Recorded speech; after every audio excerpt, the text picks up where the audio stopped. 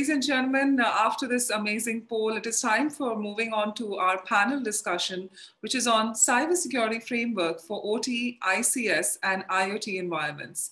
Well, we're looking at talking about developing a roadmap for the operational coordination and cyber incident, disaster prevention, and recovery planning for cyber experts. We're also looking at talking about HMI and SCADA dangers and cybersecurity strategies.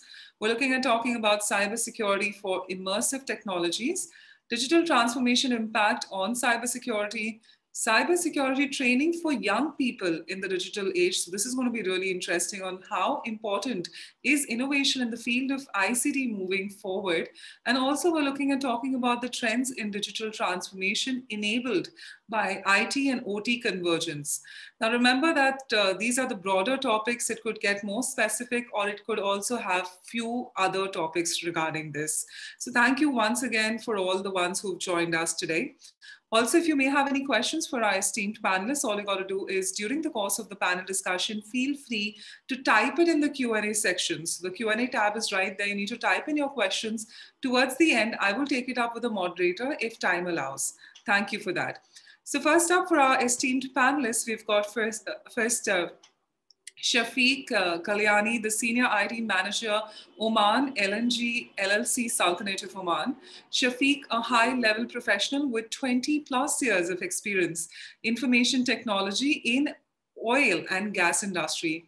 He has a degree in computer engineering from the Vanderbilt University, and he's currently, as I said, working as a Senior IT Manager at Oman LNG.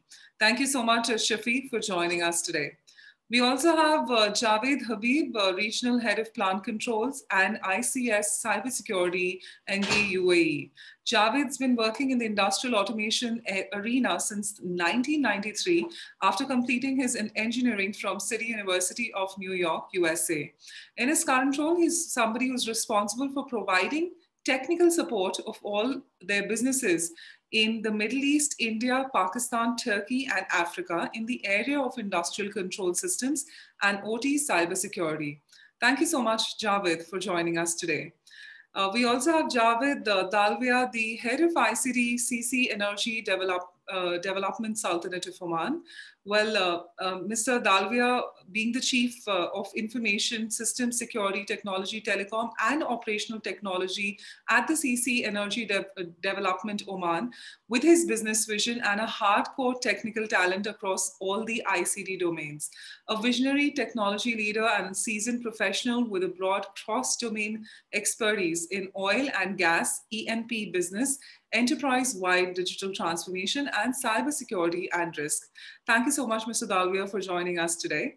And ladies and gentlemen, this entire conversation is going to be moderated by Murli Sagar Pralani, the Chief Technical Officer, National Energy Center, LLC, Sultanate of Oman. Well, Murli, a highly accomplished and a performance-driven professional with 19 years of career, reflecting strong leadership qualifications with hands-on experience in project management, process management, product management, business analysis, system study, data modeling, design of client server, and web technologies, techno-commercial operations, and team management. So thank you so much to all our eminent panelists for joining us, and thank you so much to Murli for helping us in moderating this wonderful panel. With this, I'd request our eminent panelists to please now put their video on and join us on the stage and screen so that we can take forward this panel discussion. Now, remember, we're at the World Cybersecurity Summit, Oman. Thank you once again for joining us today. Hello, everyone. How are you feeling? Excellent. Thank you very much. Yeah, thank you. Perfect. Murli, in your able hands from now to the panel discussion ends. We'd request you to take it forth with your eminent panelists. Over to you. Thank you. Thank you, Bhavna. Thank you for nominating me as a moderator, and thank you for Javed. And I'm glad that Javed Dalvi and Javed Habib and also Shafeeq joining with them to be a moderator with them and to take it up to limit all our times within this to get most of the information from the experts of the world. So the woman. So Thank you. And yes, let us start with the few queries what I was having discussions earlier. And I wanted to first know from Javed, what are the three key elements of the cybersecurity So I, framework? I right. So I assume you mean Javed Habib. Um, we have two Javeds here, and with the Yes. same spelling also. Yeah, yes, Javed. Yeah. Okay. I think Right. Thank you. So yes, the cybersecurity framework is way of achieving what you want to achieve. So what you put in a document for an organization when you make a framework that this is what we want to achieve in the arena of cybersecurity. So in my view, if you check on the internet, what are the key elements of a cybersecurity framework, you will get many different versions of it. Somebody will say six different, five different, three different. But in my view, based on the experiences and dealing with different geographical areas in my role across the many countries in the world, uh, particularly in the industrial arena, in my view, there are three key elements that are very important for a cybersecurity framework. First of all, you should have a separate framework for your OT infrastructure and for IT infrastructure, because there are key differences in how you deal with these two different arenas when it comes to cybersecurity. So you have to have two different frameworks. One framework will, in my view, will not be very productive to have for both elements. The second element is that in my view, your framework should be aligned with the international standards in making proper references, and it should be aligned with the regulations. So let's say if you have an organization that has branches in many different countries, so you have to have a framework that aligns with the key international standards. If you're talking about OT, then the OT standards, and making proper references to that. And then if you have to have your framework making references to all the country regulations that affect your business in different countries, and making those references. The advantage of doing that is then the international standards generally keep pace with the changes, and they tune as the requirement changes. And as you know, this is a rat race. The bad guys are trying to be more smart and trying to be more effective, to be more productive, and then therefore your strategy should change. And the first thing that changes is the standard, and then your practices change. So you should be making a reference. So standard change, you change your framework just to be aligned with the demands of the game. The third key element in my view is you should define your requirements based on the risk that you perceive. That what I'm referring to, also the country risk, the industry risk, and the process risk. So your framework should be aligned with the risk you're perceiving. So if you are in an industry, if you are in a country that is fairly subjected to hostile attacks, you are in a physical environment that poses you to many different risks around the world. And as you know now, cybersecurity is a way of warfare. So there are cybersecurity armies with the countries and regions now. So depending on where you are, you have to consider what are your threats. If you're faced with the more hostile enemies with respect to cybersecurity, your code should take that risk into account, and then the mitigation should be in that framework also. If you are in an industry like nuclear industry, power industry, which affects many people at the same time, if you are a water supply in the process industry, if you are in an industry that is key economic activity of your country, that maybe it's a refinery, then obviously the bad guys will be more prone to attack you in different ways. So that you have to take into account, your framework should take into account all those risks, make a risk assessment, and those mitigation for those risks should be part of your framework. So the three, in my view, these three elements are key elements. Without this, your framework will not be, in my view, not very effective. The first one I said, to cap up again, the segregate means you have to have the framework different for OT and IT environments. Second one is you align with the international standards and also the regulation codes for different countries and regions. The third one is your strategy should be targeted, means you do the risk assessment first and make a framework that is adequate to address all your major risks. So that's I wanted to say. I hope I've not taken too much time. Thank you, Mr. Javed Habib. Can you also elaborate in the industry sector in Oman, how it is being implemented, if you have implemented in your company of such kind of things? For the cyber security, for the frameworks, yes, you have explained how it is has to be segregated in different ways, in different measures. So what is your experience in Oman? In globally, yes, we have a cyber threat, and also we know there are some cyber threat check websites, some organizations are checking. So how do you rate Oman for the cyber security under the industrial segment?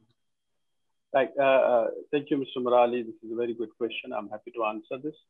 So in my role, I also deal with my company has a stake in 6 power plants, in 6 critical infrastructure, utility grade power plants in Oman. And I'm also responsible for managing the cybersecurity of those power plants. We have a considerable stake in the overall Oman country's power production and overall Oman's water production. So we are key player in both sectors, and therefore our security of our assets is important for the strategic security of for the country also. We have a framework for our corporate framework which we follow all around the world in our assets.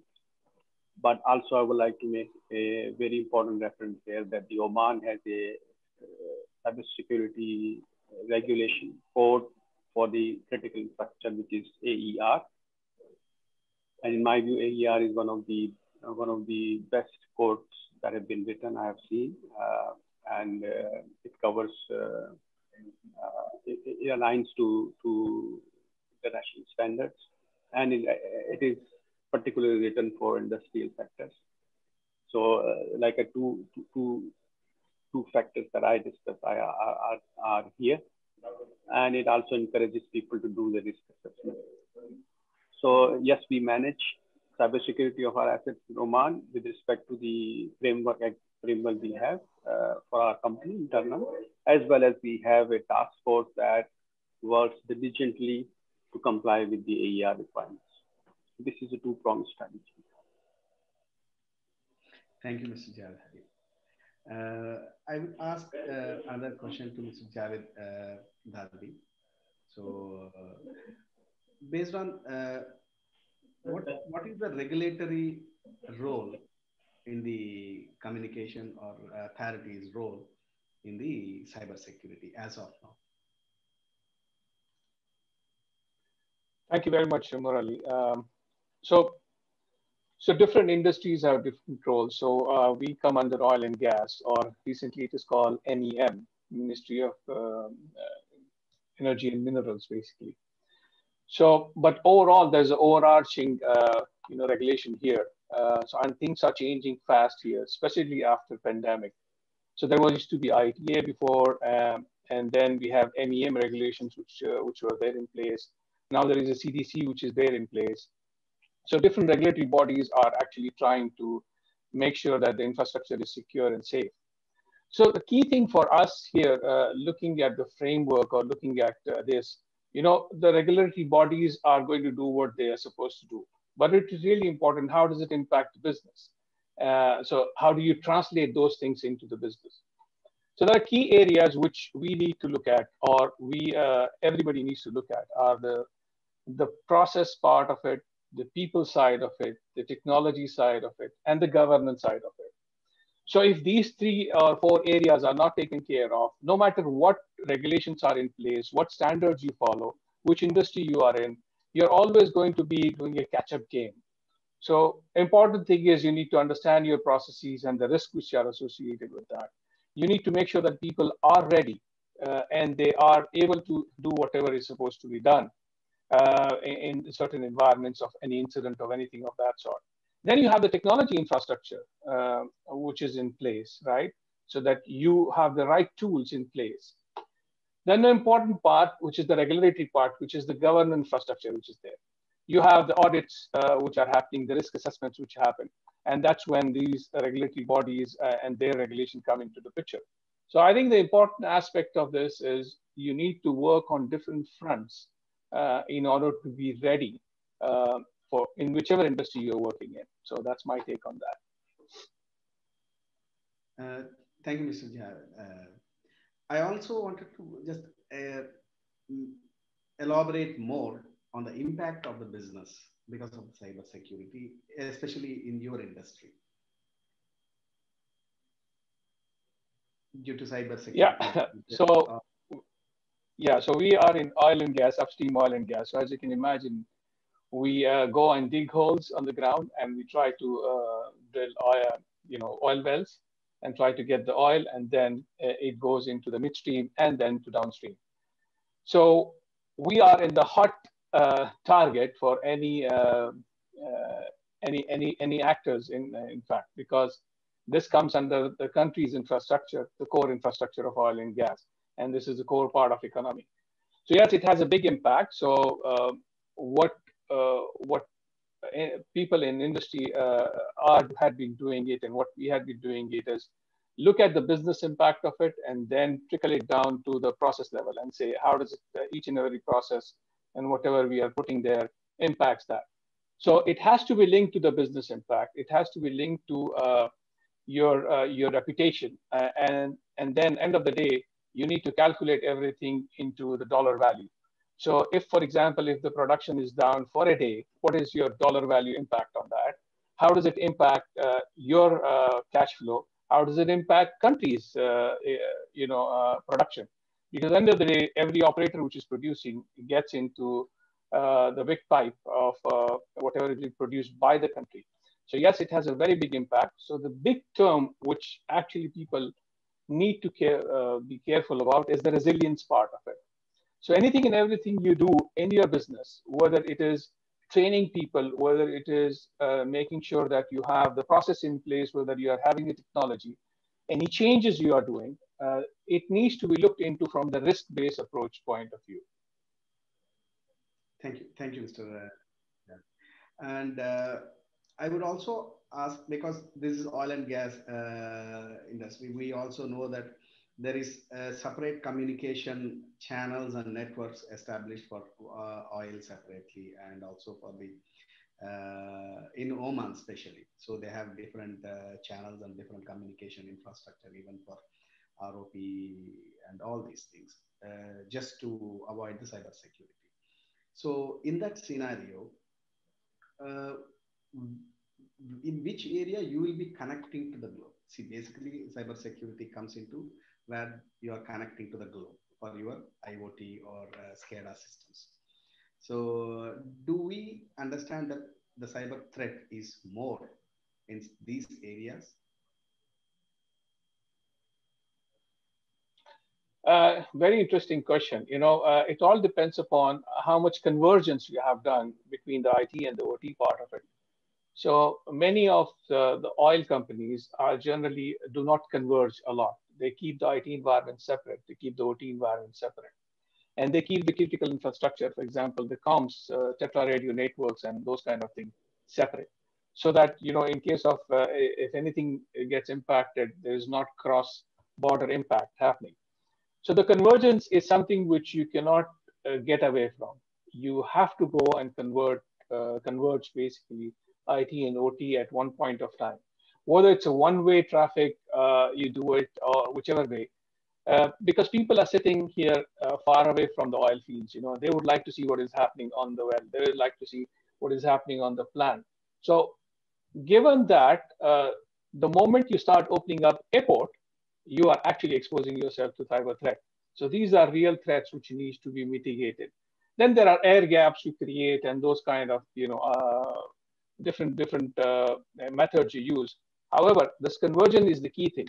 So the approach we take is, as I mentioned to you, is resilience. Business resilience is the key thing. Anything you do is risk-based. You take the risk-based approach for that. And every single activity, specifically when it comes to change management, needs to be evaluated from top to bottom. What is the impact on the business? Thank you, Mr. Javed Balad.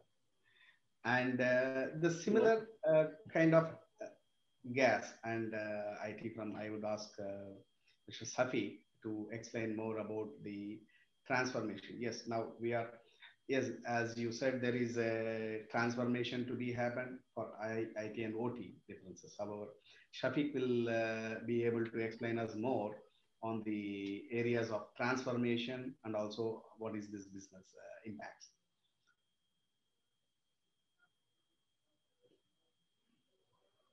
Shafeeq? Mr. Shafeeq?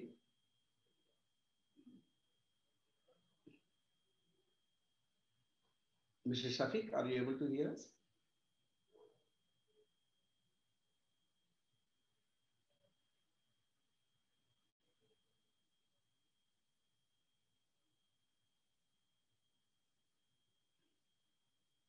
Mr. Shafeeq, are you able to hear us? Sorry, I had a network glitch.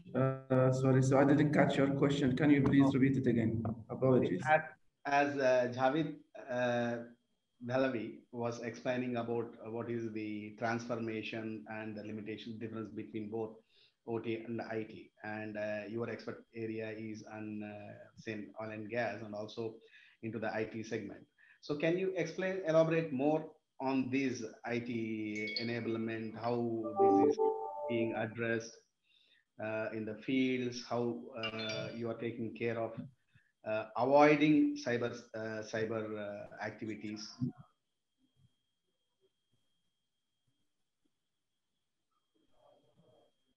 Sure. Okay, it's a great pleasure to be here.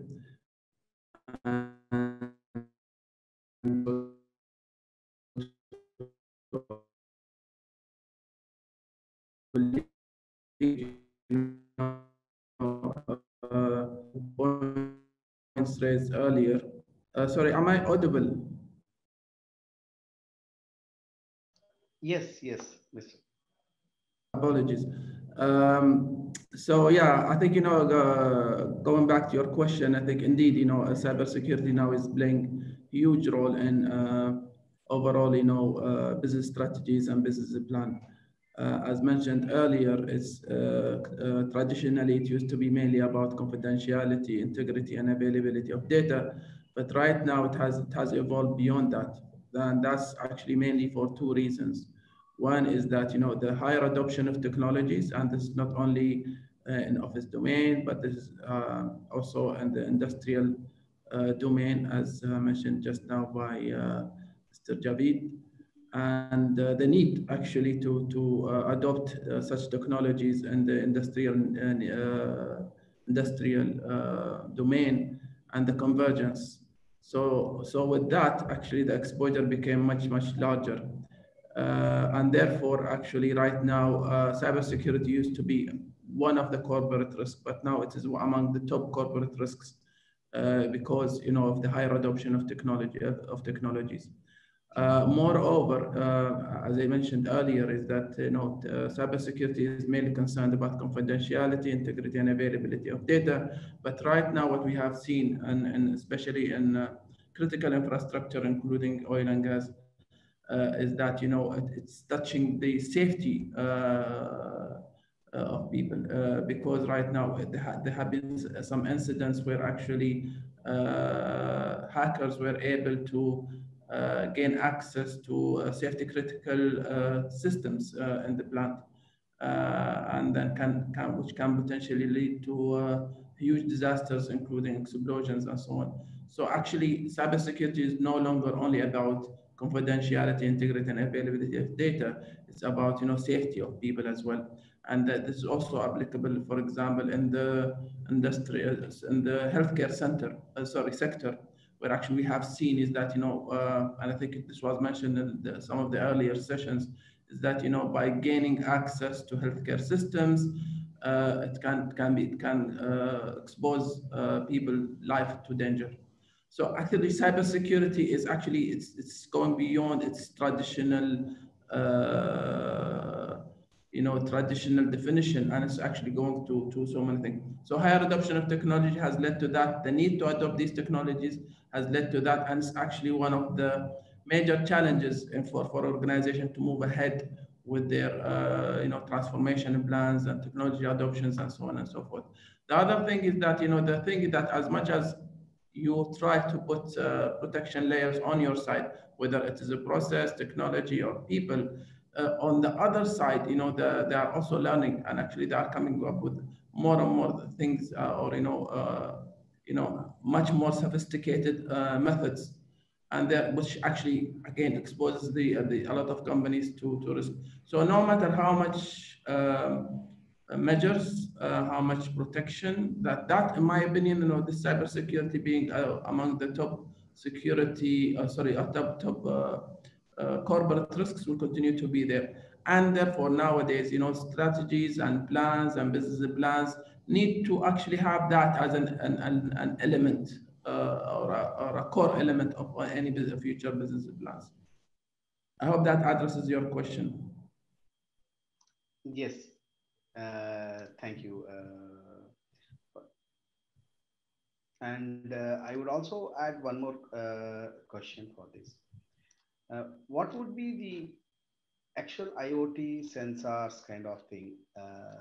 Sensors, we are having many sensors, many smart technologies being implemented. And what would be the IoT connectivity cybersecurity aspects? Because this is Internet of Things, and only the devices talk to each other and the data will be residing on the platforms. So what is the future that you think, because Oman is gearing up for getting new platforms, new IoT platforms, and we have some special economic zones which are becoming smart industrial cities. And what is your opinion in this, to have a secured environment for these industrial areas? Yeah, thank you. I think, when it comes to IoT, Internet of Things specifically, again, this is one of the emerging digital technologies. Is being adopted across sectors, including, our industry. And then again, it's just like any other technologies. It is very useful. I think, it will boost the business efficiency. However, actually, it also it means that higher exposure and higher cybersecurity risk. So therefore, I think while it is important for companies and to consider adopting such digital technologies, IoT, artificial intelligence, robotics, and so on and so forth, that needs to be carefully planned, carefully considered, in the view of the associated cybersecurity risks. I think what we have seen, and is that a lot of companies are just rushing into adopting a lot of these technologies, and without careful consideration of the other aspects, especially cybersecurity exposure. So it's important, and I think it will become almost mandatory, not an optional thing going forward. However, I think it's very, very important that we also tighten the cybersecurity aspects of introducing such technologies. And this is not only technology. I think this was mentioned earlier, is that you can have the best technology in the market, but there is no technology that will protect you entirely. It's not only about technology, it's about having the right processes, having the right awareness across the organization, building the right culture. So a lot of organizations right now, they are actually treating cybersecurity like HSE, like safety. So it's a culture that you need to build in the organization. So I think, building that culture, having the right platform, having the right processes is very, very important. And with that, definitely, the journey of this, adopting more and more digital technologies will become easier. Without it, I'm just afraid that it will be quite difficult or, challenging to continue to adopt such technologies. Thank you, Mr. Shafeeq. And I would want to add, because we still have some time, I would ask another question to Javed Habib, which is industry based, because he's into power generation and maybe in transmission area. So nowadays, we know that the entire data is becoming available in the internet for any bill payment. Systems are becoming more IoT based systems, even metering area. So Javed Habib, can you explain what should be the industry practice to avoid any cyber threat on the metering devices in the utility? Yeah, thank you, Mr. Morali. See, by very nature, these meters that measure either the flow of the liquids, or they measure the flow of gas, or measure the flow of the electrons, that is the power meters. All these meters are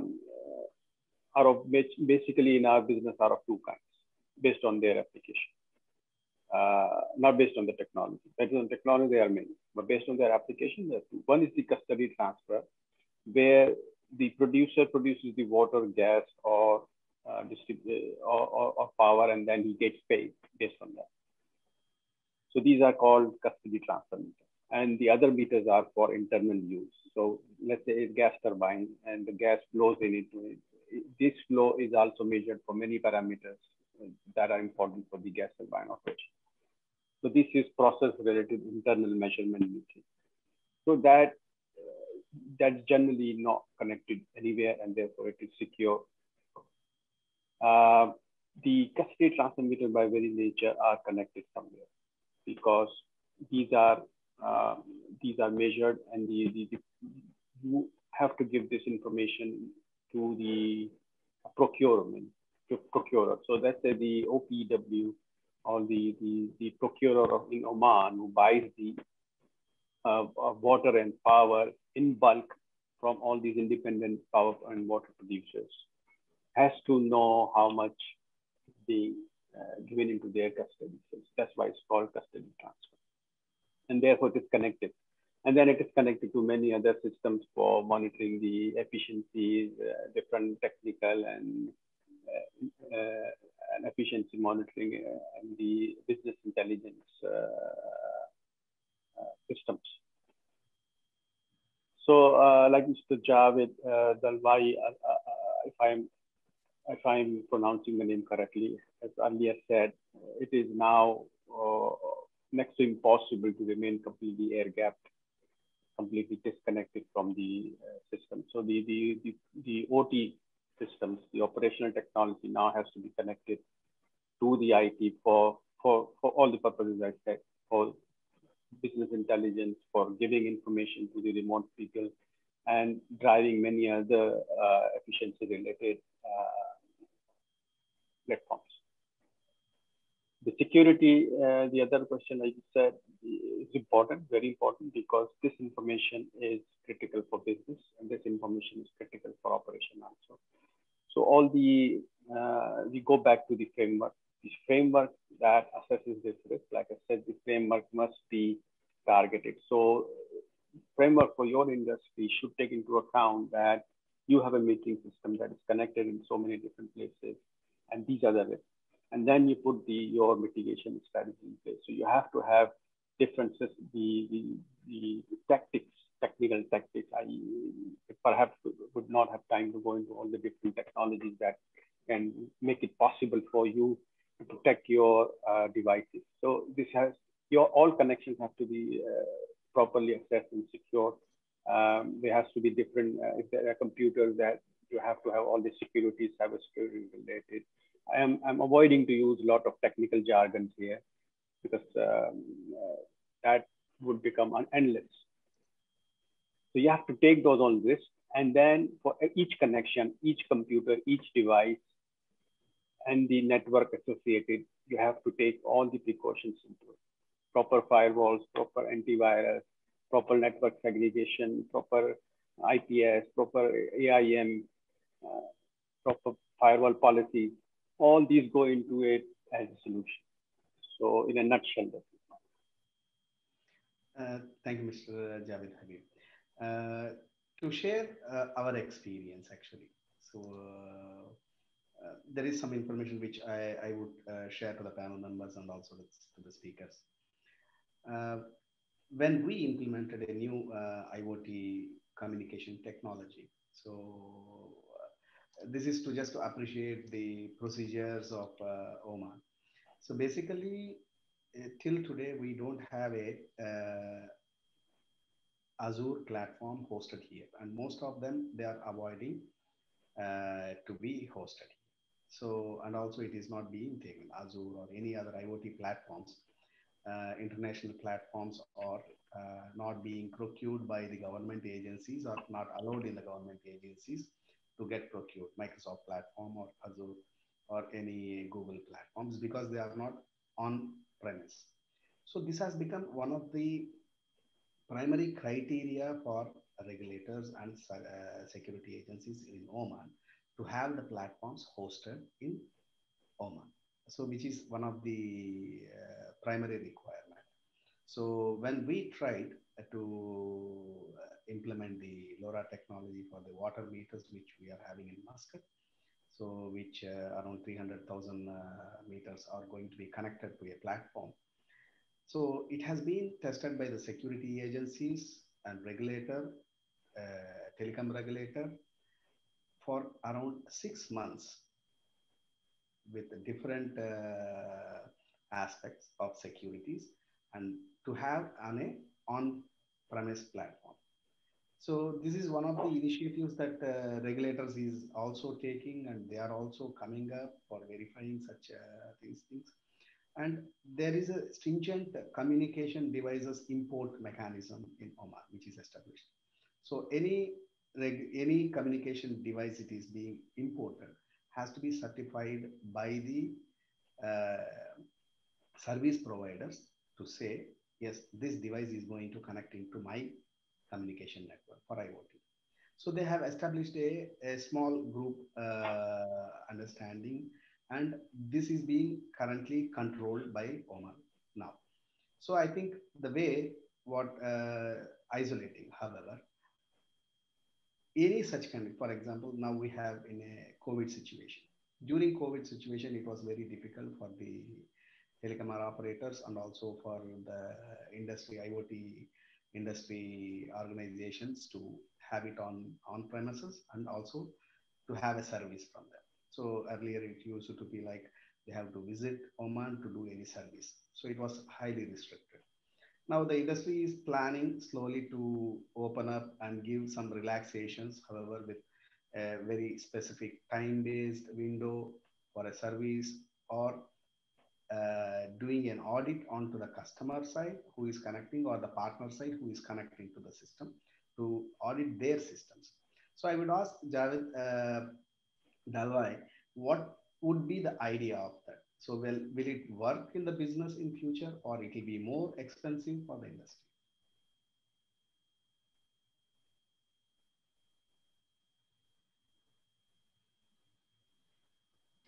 Mr. Dalwai, you're on mute.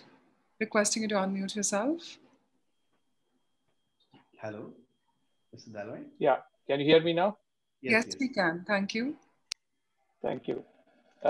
So that's a very interesting question. You know, because we are all grappling with cloud adoption, and specifically after COVID, what everybody realized that we cannot live without cloud. Cloud is a thing of now, not for the future. It's now. It's happening now. The big problem which we are facing in Oman, because the cloud adoption is slow, so all the ISPs and all the cloud providers, they are slow to come in. So, you know, it all goes with supply versus demand. So the supply is low because the demand is low. So the demand needs to go up. Automatically, the supplies will come up. I know for a fact there are a few big companies like Oracle and SAP and some others are coming up with their own cloud in the country, for example, and probably Microsoft Azure platform will come. I know ODP is hosting Azure, but not fully. The data residency issue are the big challenges which you are facing here, and specifically in our industry, whenever it comes to critical infrastructure, whenever it comes to something oil and gas and energy sector, it's all driven by the regulation. So it becomes very challenging until we have the regulation defined very well in black and white, that what you can do and what you cannot do. In fact, last week only I had a discussion with MEM, or Ministry of Energy and Minerals, on exactly this topic of how do we actually go ahead with cloud adoption. So there are a lot of challenges, and IoT of the thing in Oman is going to take some time until they allow cloud to be made it available. And the other issue which is there, yesterday I was attending one of the webinar from Gartner, and something interesting came up. You know, Microsoft 365, which is the platform which everybody is using it. So they talked about around 30 gochas in Microsoft 365 platform. One of the things which caught my attention is the data residency. Even though they did tell you that your data is resident in EMEA region, however, due to the disaster recovery, the data might move to another region, or so other region. For example, if it's in Australia, it move to somewhere else, or depending upon type of service you're using. Okay, they might be serving it from USA, they might be serving it from. This is a huge problem which is there. So you don't have control over your data, and I fully understand why government like Oman or any other government is putting those regulations, because they need to have clarity on it. The vendors themselves, they don't have clarity on it. So this is a difficult journey which everybody needs to take. And I'm not sure how easy it's going to be for cloud adoption until the regulations are a bit relaxed. Thank you, Mr. Jawad. And also to end up, I think we are coming to the end of this session as per the time. I would also add to this point, yes, there are many other cyber security based specifications are not being adapted till now by the regulators to be implemented in the device level. So it also has to be matured in the industry, and there is a knowledge gap which has to be filled by the external agencies to maintain, to have a security based specifications into the device itself. Thank you, everyone, and also thank you, Bhavna, to give me this opportunity, and the stage is for you now. Thank you so much. Firstly, what an incredible discussion that was. Once again, thank you so much, Shafeeq.